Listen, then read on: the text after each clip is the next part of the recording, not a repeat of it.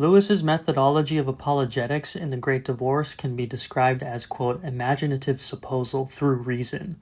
Lewis does not claim to portray heaven and hell as they truly are, but he does deduce the logic of the nature of what they might be through some of the most important theological concepts of Christianity, like free will and the belief in a loving and creative God who himself is uncreated. Here is a quote that regards the logic of free will and how Lewis examines it. Every attempt to see the shape of eternity except through the lens of time destroys your knowledge of freedom. Lewis also shows a terrifying logical conclusion of actively choosing to delight in evil. He writes, "For to be afraid of oneself is the last horror." Lewis also stresses the idea of acknowledging the presence of goodness in the world as a rebuttal to the problem of evil and suffering. We rightfully acknowledge and reckon with the fact that there is an abundant presence of evil and suffering in the world.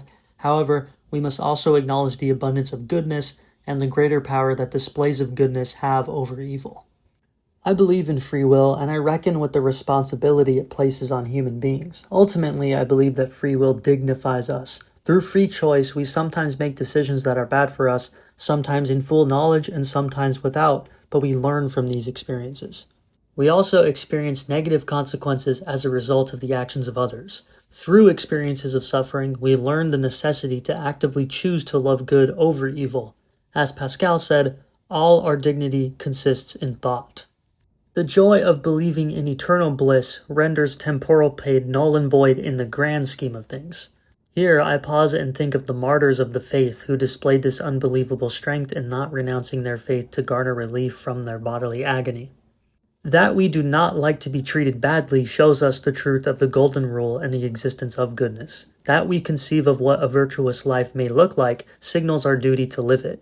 We should actively examine what we think and what we do. We should use our reason to explain the creation we find ourselves in. We should treat others as we want to be treated, not because it is selfish, but because it reveals we were meant to love and serve.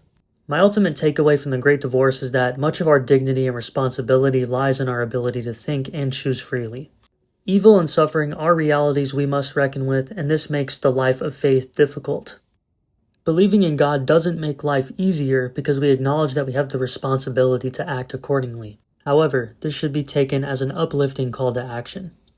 The dignity of thought and the presence of tremendous goodness and beauty in the world reveal that we are destined for a higher level of reality, true reality.